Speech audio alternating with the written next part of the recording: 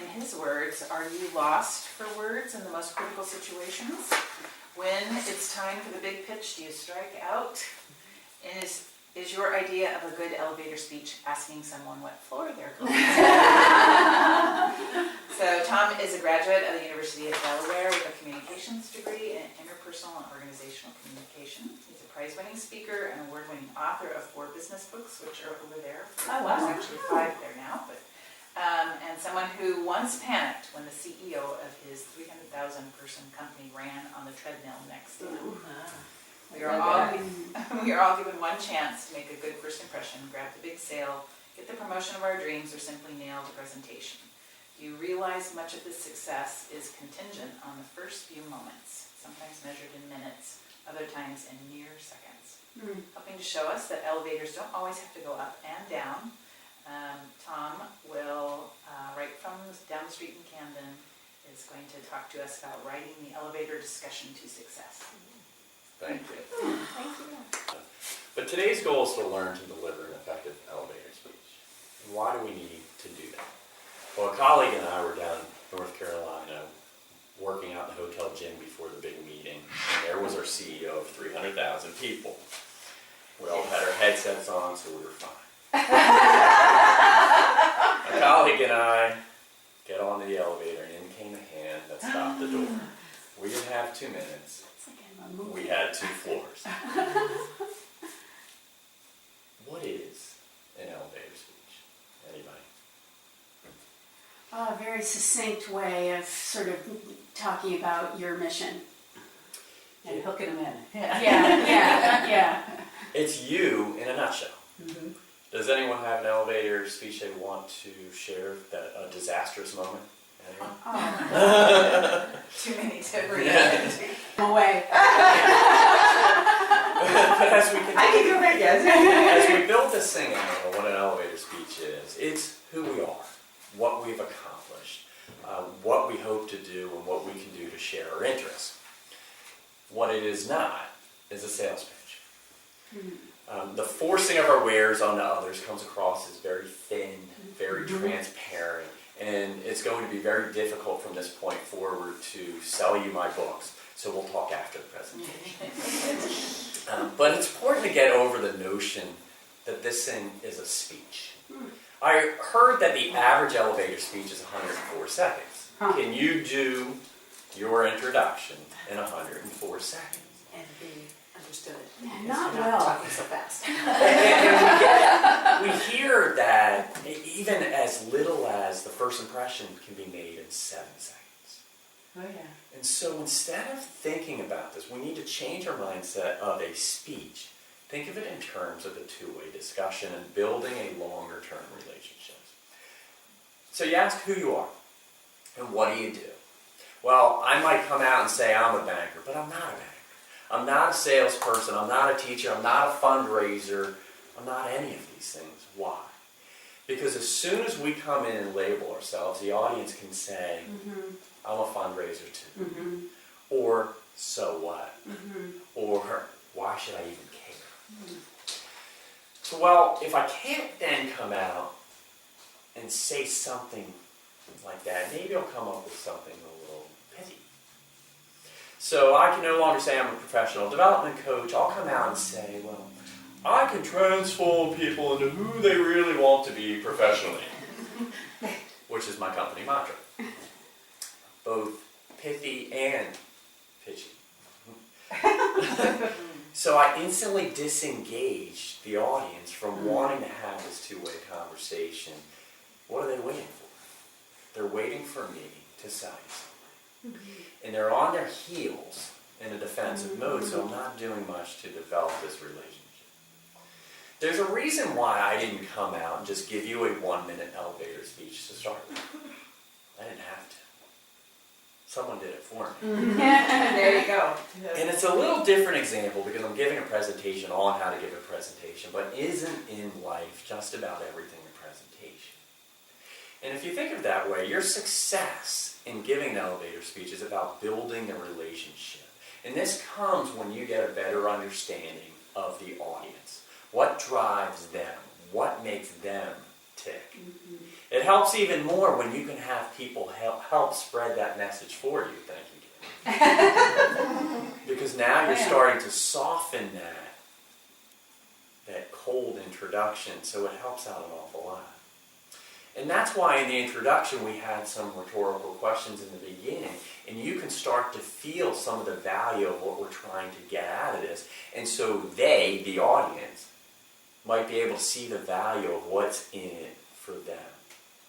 And that's what it's about. It's what do we want to accomplish, but on behalf of the audience. And in this particular case, we want to learn how to deliver effective elevator speeches. So we're going to continue to move towards that path, towards that goal. So when we are delivering this elevator pitch or elevator speech, we don't want to be too rehearsed. We don't want to simply wing it either. You know, there's a spectrum for you.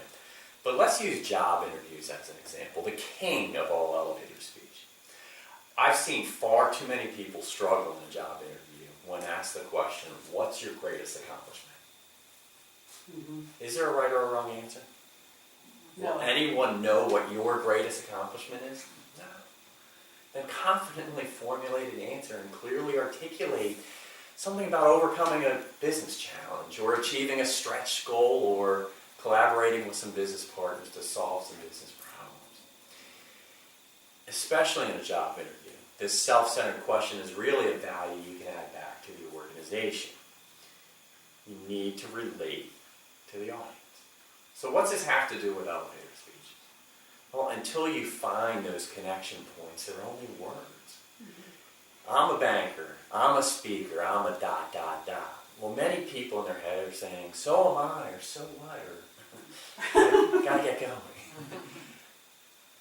When you hear the term elevator pitch, it instantly draws a negative connotation for me because I'm waiting for them to ask me to buy something. And you have those marketers that are out there that ask you the open-ended questions to continue the dialogue or ask you the close-ended questions that force you to say yes. But it becomes very obvious. So your elevator pitch, your elevator speech or discussion, whatever you want to call it, is really a two-way conversation. And starting to talk about the weather is not the best way to start on. You don't want to sit there and talk about the weather because you're moving down a path that is not meeting anybody's goals. And so I suggest you move away from that. But the first secret is to enjoy it. Smile. Your chance to converse with this person being at this table in this moment is never going to happen again. So smile, be engaging, and enjoy it because it's not going to happen again. You want to give people the desire to want to continue to keep this little thing moving. And you'll find success when you formulate your messages in a way that it matters to them. How your products, your services, your interests matter to them so you can keep this little thing moving. When I lost my job in June 2013, after being with the same company for 23 years, I hit the job search market as both a trainer and a job seeker. And I just saw this scared deer in the headlight look from these job seekers that are out there, and they just felt helpless. And when they were asked about their greatest accomplishment, they couldn't come up with anyone, let alone their greatest accomplishment. And all they wanted was a lead. They wanted answers. Instead, I provided them questions. Because I was trying to figure out what I can do to help them. But they didn't understand. They looked at it as this competition. So I asked a bunch of questions. And the questions might be, what field of work are you looking for? Does anyone in this room know someone within that field of work? What can we do to help you?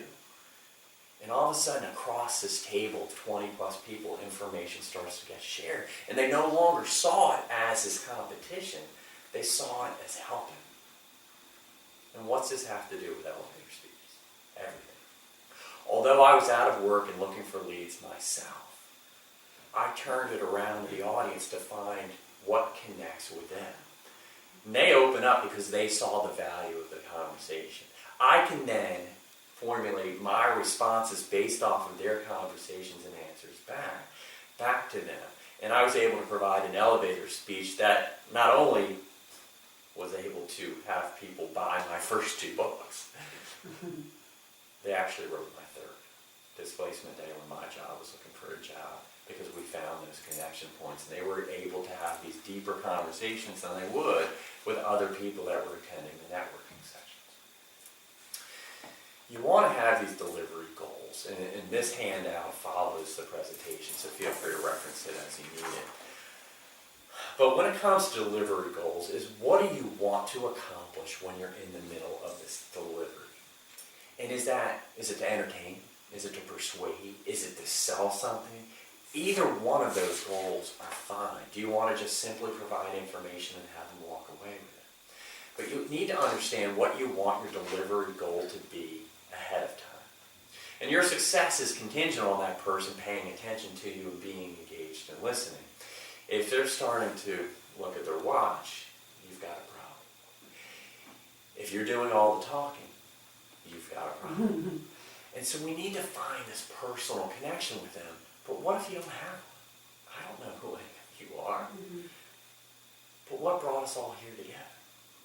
And start to ask those types of questions that are in there. And as a speaker, even if I think I'm interesting, or even if I think I have an interesting topic, if I drone on and on and on about it, I'm going to lose my audience. So as a delivery goal, it needs to become a better listener. And we need to start integrating some of the responses back into the conversation, into our outcome goal. And we all have an outcome goal, and that is to be more entertaining or to be informative, whatever it may be. But ultimately, the delivery goal is to become a more confident conversationalist. And people are judging you, whether you like it or not, whether you're in a networking social and you're working the room, and people are going to judge you. But to be a confident conversationalist, it means that you're going to be gracious when talking with people. It means you're going to be not too quick to leave a conversation. And it also means you're not going to be overbearing or dominating of the conversation either. You need to find this balanced approach. So let's talk about these outcome goals. You need to know what you want your outcome to be before the discussion.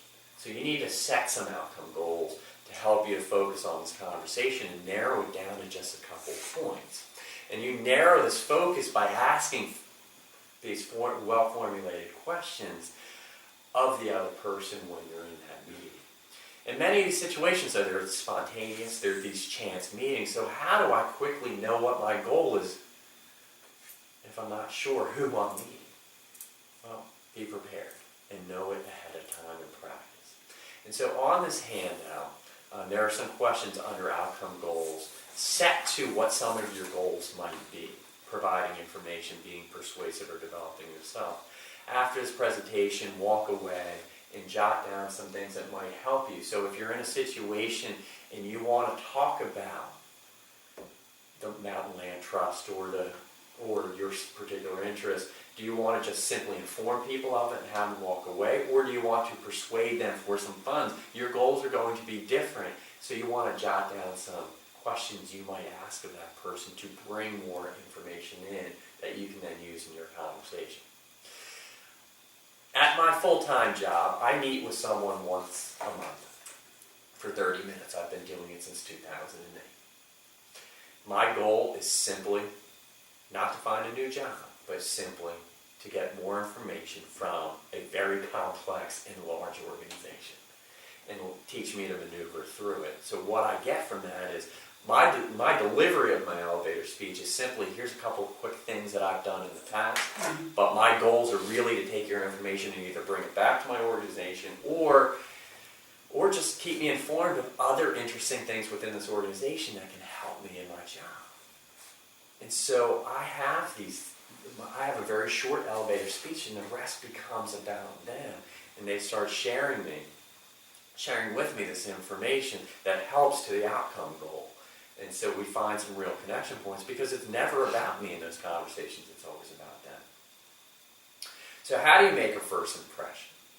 You need to know who you are and how you want to be described. And does your whole world revolve around your trade or your job or your interest? And there's nothing wrong with that, by the way. But if that's the case, You need to ask yourself, why should anyone care? Or will they just come out and say, well, that's nice. We can't be so generic to say, I'm a trainer. But we also can't be so pitchy to say, or pithy to say, I'm here to transform you.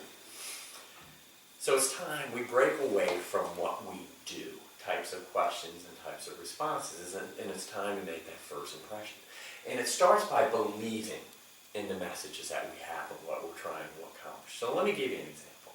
I am a speaker, trainer, author, and coach, but I found that I truly come alive and I get inspired when I see the looks in the eyes of my clients and they finally get it.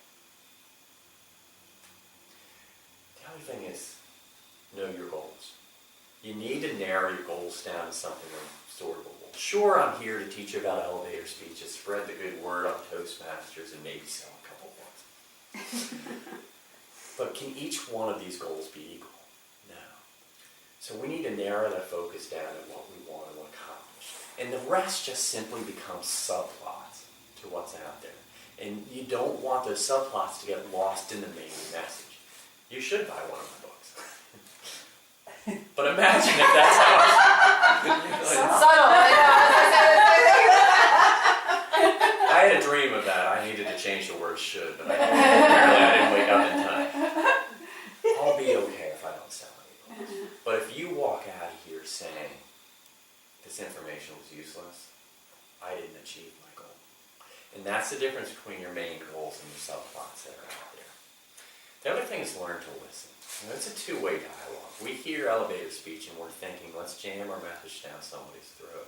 But in order to ask to be a better listener, we need to ask questions and be curious. And you can start with some basics that are out there. And because it's so traditional, you can start with the natural traditional questions of what do you do, where do you work. That's okay with that.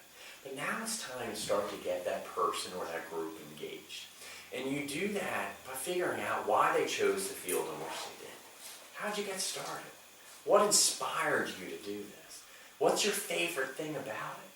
So now I have the person engaged, and we now want to passionately connect them by determining why they got involved. And we can ask a very simple question, what got you started?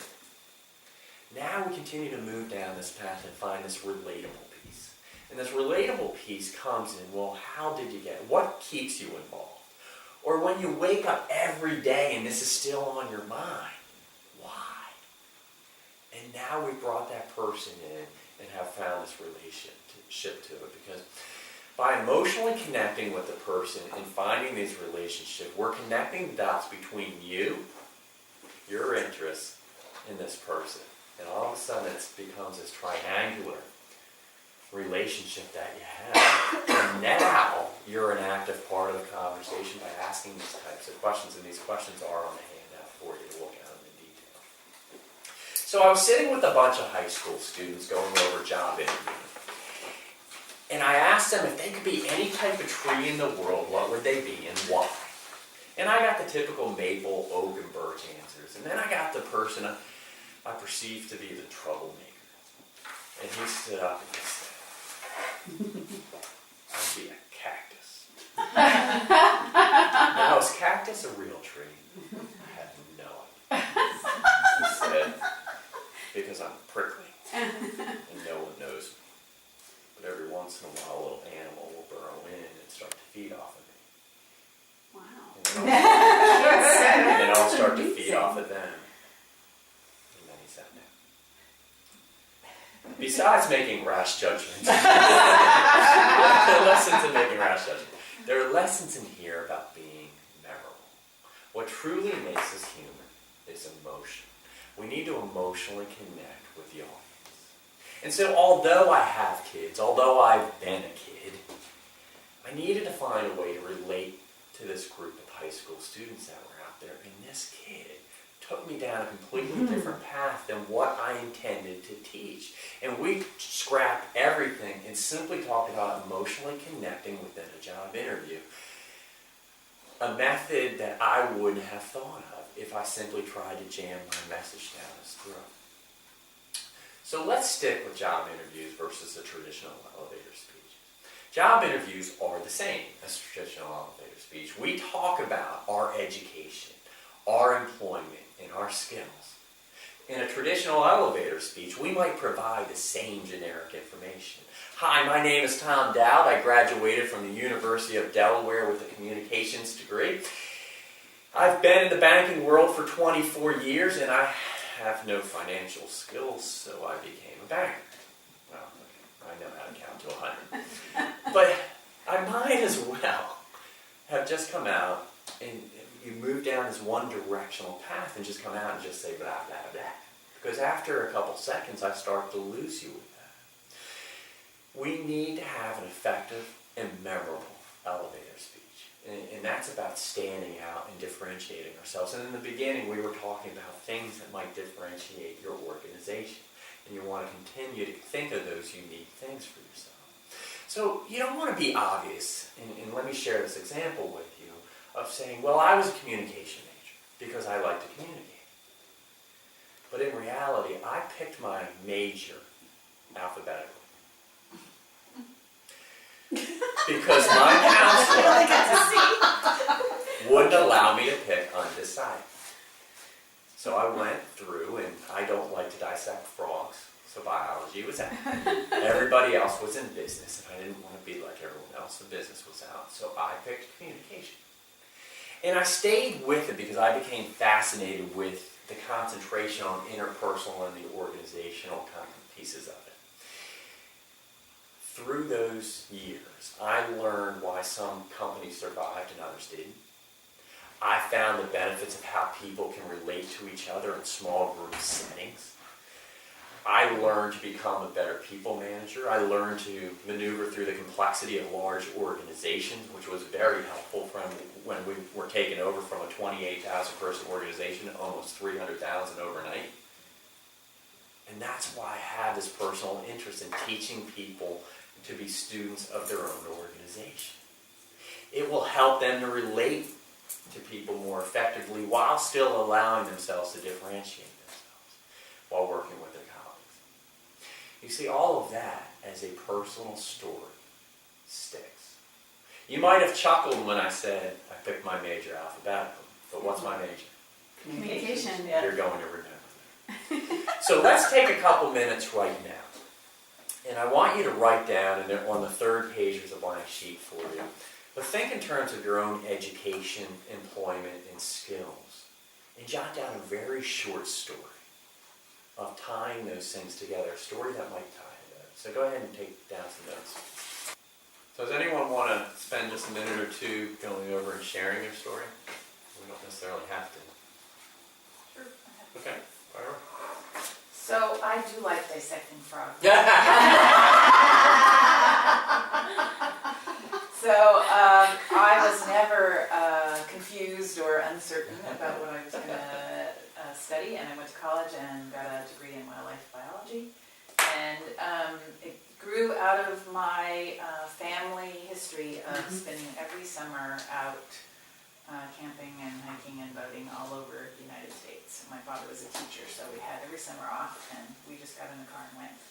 So after I dissected enough frogs, I figured out that I really wanted to be outdoors, not in a lab. And so I looked for a job where I could do that and work with the animals while they were alive. And so I became a wildlife biologist for the state of California and spent the first part of my career doing that, chasing critters around in the wild. And then I realized that I really wanted to affect things at a broader scale. And so I moved into the conservation world and started working with developers and others, towns and communities to protect habitat. But then I realized that most of California was being paved over anyway, and that I really wasn't my thing anymore. I really wanted to be in a more rural, beautiful place, so I relocated to Maine. And when I got here, I didn't really know anyone, and so I had to figure out how I was going to reconnect with community. So I took those skills that I had learned from working with developers and collaborations and looking for common ground where not much existed, and used that to start to build my local community here, and then realized that what I had to do was blend that back together with my love of conservation. And so that led me to the land trust. Well done. She practices her skills for herding critters. On the copy machine. You were able to take the piece on dissecting frogs from Yeah. something we had Yeah, talked about, and nice. you brought it in, so I instantly became engaged. Yeah, You yeah. got a chuckle, Yeah. so we were all at ease and listening to your Yeah. story. You talked about your family, the personal pieces that were in there, and so now we're all moving in and engaged in the conversation. Very well done. So let's continue to connect the dots. So you're learning to make this first impression, and it's moving away from this traditional what I do to what can we do to relate.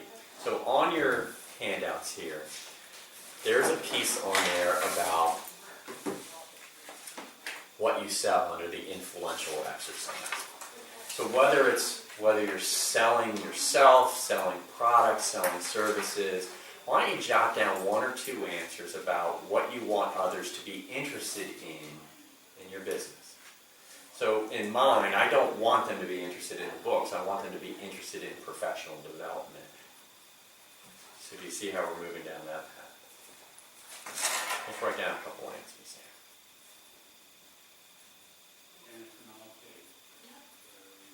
Because at the end of the day, when it comes to an elevator speech, we're really looking for solutions. And so this is going to lead us down that path to solutions. So this is what I sell, these are my interests, these are my services.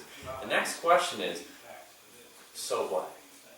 What are the benefits? What are the services? What will he or she get from this? Jot down a couple answers. And finally, how can you, now we're bringing you back into this, how can you solve their problem? And this is going to be a little harder to write down. It's going to be harder to write down, but do you see how you're narrowing it down? Because you have to figure out what their problem is first, and then you can start to solve it. So you may not necessarily have the answers right now. But I was meeting with a person, she was a 23-year-old, and she hired me to boost her resume. And she said because there wasn't anything special about her, and it was hurting her and trying to find a job. When I do resumes with people, I don't just gather their information and do it for them. I hold their hand, walk them through, and we try to find skills and competencies and accomplishments to be able to put down. So I asked her what some of her accomplishments were, and she said, and I quote, "I have no accomplishments." So with a little prodding, we were able to write some down, and by the end of the session, she walked out of here and she said, and I quote, "I'm pretty special. I had no idea I had that in me." And my job is to have the clients figure out the means of finding their own shining star. You see, these personal stories humanize that interaction you're having with someone, and they start to influence others. So a couple of you have written some things down based off the last exercise. Does anyone want to share and take a shot at what you do, the services you offer, and lead us down to a potential solution? Okay. I'll speak. Working for Coastal Mountains Land Trust, I want others to be aware of our conserved lands, and I'm speaking to people who are not already involved in supporting our organization. I'm talking about grassroots outreach. And I want this community of people who may not be unaware of our work to become fully engaged, unplug, look to the trees, the rivers, and nature. And the benefits of this will give them peace of mind, sheer enjoyment of where they live, and also being aware that we are protecting land for future generations who have not been met yet. And how can I solve their problems? By inviting them to engage, giving them activities that bring them out, and giving them opportunities that they may not have otherwise. Well done. That's one thing I want to bring up, is that I just feel like that a lot of what we're trying to do is engage people. What you're doing is engaging people. And I just feel like technology is getting in the way of engaging people. That we've lost the ability to have a conversation. Teenagers don't know how to look someone in the eye and say hello anymore. And how are you? Hold a door for someone. It's an interesting curve we are on. So it's hard to sometimes wrap your head around how to get a hold of those people. And it's one of Those people, younger folks know, you know what I'm saying, people under 20, put it that way. And it's listed in our do's and don'ts. And the do's and don'ts, don't pull out an electronic item unless you want to share some contact information, which is very helpful in an elevator speech. But part of what we're trying to do in understanding the messaging is the simplicity. And so let's continue to move through the simplicity of the messaging, because if we can engage someone to put their phone away, we have to grab their attention. We might have as little as 7 seconds. And our reaction to what they're doing with that phone might point us in the right direction or disengage us from that conversation, and it's not going to add value anyway. There is no time limit to elevator speeches. There aren't. We talked about the 104 seconds, but in reality, it's however long you need to get your message across while still keeping the person engaged. So stop trying to put a time limit on it. The skill you want to work on is when to start the conversation and when to stop the conversation. They're very important skills. So regardless of how long the speech is, you can clearly formulate a presentation using a formula, and it's taught in Toastmasters. It's called 1-3-1. And so, but remember, we're taking our jobs, our skills, our experiences, all of these things, and we want to meander in the stories and humanize it for us. But using the speech model, we'll be able to do that a little bit more quickly. And 1-3-1 simply says, what is the I have to get this message across? The one thing I don't want anyone to forget about. I'll then support it with 3 answers to how and why it might be supported, and wrap it up with a memorable conclusion. And you have to compartmentalize this, because we have so many different things we want to talk about. I am a speaker, trainer, author, and coach. I have a full-time job. I have 3 teenage daughters. I have so many things I can talk to you about, but if I try to jam all of that down into one conversation, I'm going to lose you somewhere. So we want to compartmentalize it into one floor of the elevator.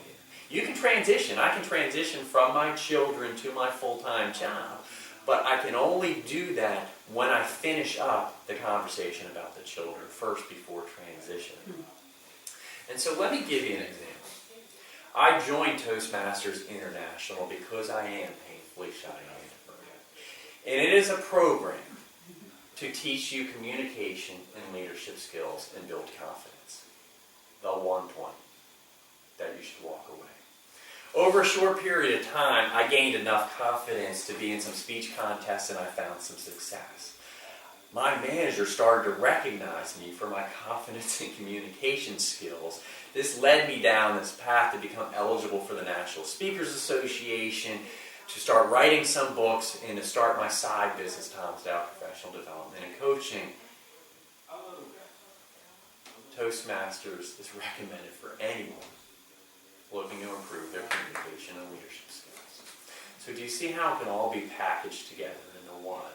And that one, those 3 points to support it can meander a little bit, but you want to keep them on the one floor so you stay focused with that conversation. So let's go to the do's and the don'ts. I'd like to start with the don'ts. We come across, you mentioned that, I'm just writing down my employment, my skills. It's that traditional approach. We're trying to break that traditional approach just enough to be able to use that information in a more creative way. So instead of being vanilla of, I'm a bricklayer, I'm an artist, I'm a conversation starter. It's not good as don't be vanilla. And avoid making it look like you don't want to be there. Have you ever been in a room where people are doing this, or looking over your shoulder, I guess looking for someone more important? Or they maybe had this goal in mind, if I have to meet this person and you're not it. Very distracting. And by showing no interest in me, I'm not going to show any interest back, and you instantly lose that two-way conversation. Put away the phone. And if you become engaging and have this personal conversation, and an elevator speech can be over the phone. It can be a conference call, and that's fine. But you want to be so engaging with them. And if I'm trying to say, here's who I am and why I am so special, I am not doing anything but probably having you multitask while you're on mute on the phone, and we're just going down that path. But if I become engaging by asking questions and almost forcing you to talk about yourself, you're in the conversation and you're going to be less likely to be texting someone along the way.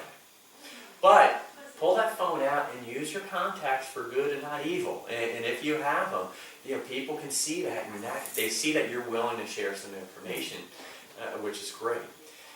The other thing is, don't be professional. Yeah, we are so politically correct. We get so caught up in, I have to be professional. Okay, so don't curse at anyone. But be personable more than professional. Professional adds this uptight nature, at least in the corporate world a lot of times. You're defined more than your company. You're defined more than your job that's out there. So don't let that be the one narrowed focus point of you. Sure, you might represent that organization or represent them well. Be that person you want to be. Show a little bit of vulnerability that's out there. And don't overmarket. Don't oversell it, the stuff that you have. That'll come naturally if people want it and if you've engaged them. Do. Build rapport. Build that long-term relationship. This is just the beginning of a budding relationship if you do it well. Connect with your audience at different levels, and that's at personal levels, that's at emotional levels. And I'll also tell you to brag. Brag if it's relevant. And we spend too much time being humble about ourselves or about our organization. If it's relevant, brag. I know one of the groups that you have is Life Flight, for example. Life Flight, the first thing coming out of their mouth should be, since 1998, we've saved over 16,000 lives. It's a fact. Is it bragging? Doesn't matter. Not if it's a fact. Right. And so feel free to come out with these facts and not throw numbers at people, but have this emotional connection to those numbers that they can see. And as I previously mentioned, is keep a notebook or keep notes about some of the stories, and you can start to formulate your stories to be a little bit more effective or have multiple stories that have different meanings depending on who your audience is. And that notebook can help you after a networking situation. So you can go back to it and say what worked well and what didn't, because it's a constant development for yourself. None of us are perfect. So what can I do for you? I found when I teach people how to write resumes, how to do interviews, that we instantly jump on to the past. And we hope that this past is, this is what I've done for 24 years in the banking world, and hope that that carries me through an interview or a networking situation or an elevator speech. My history, our history, is only the starting point. And you need to continue to say, it's not what's in it for me, it's what's in it for them. And so you might want to start moving away from this past. That becomes the introduction, but move towards forward-looking types of questions. And some of those might be, have you thought about such and such? Or what do you think about such and such? Or what type of roadblocks are you running into? Or why haven't you been involved in the past? And you start thinking forward and adding language that's forward-looking. People continue to be engaged, and it's thought-provoking for them, and it brings them in further into the conversation. Gail and I were talking earlier. We are in this organization or this community, very small community, that asks for a lot of money and time. We do. And so the fact that this group comes together on a monthly basis is phenomenal, of sharing best practices, trying to share information to make us all better at what we do.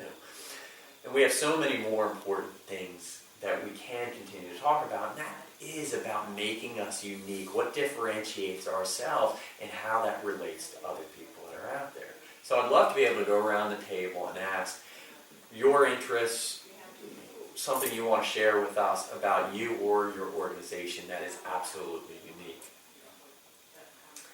Well, Truckers is a youth mentoring organization that works with 7th through 12th grade students.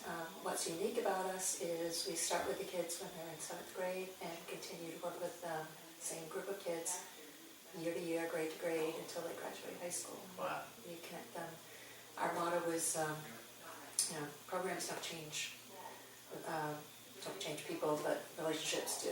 Oh, that's great. That's why we work with the kids and mentor them and provide educational programs. That's kind of the smokescreen for why they're there. But that unique piece, the word that came to mind for me was stability. And so, hey, you're not just going to come in and ask for money or ask for time. You're going to come in and work with us and then provide stability. That's great. Let me have Megan do it. Because we're in the same organization. She's new, so she needs to practice. Great.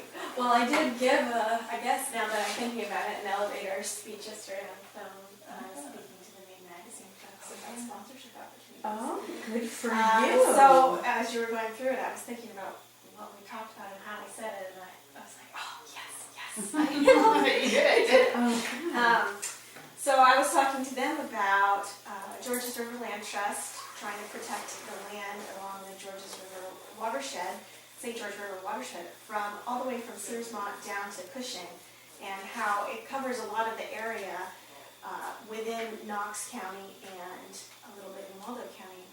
And really what it's about is building community support for protecting our natural resources, and that we have a lot of great partners in this, and we're doing some great projects within the community. And I was telling them about our project that you mentioned before, in partnership with Colby College and the Kohler Foundation, to conserve a property that was Bernard Langley's homestead and sculpture preserve.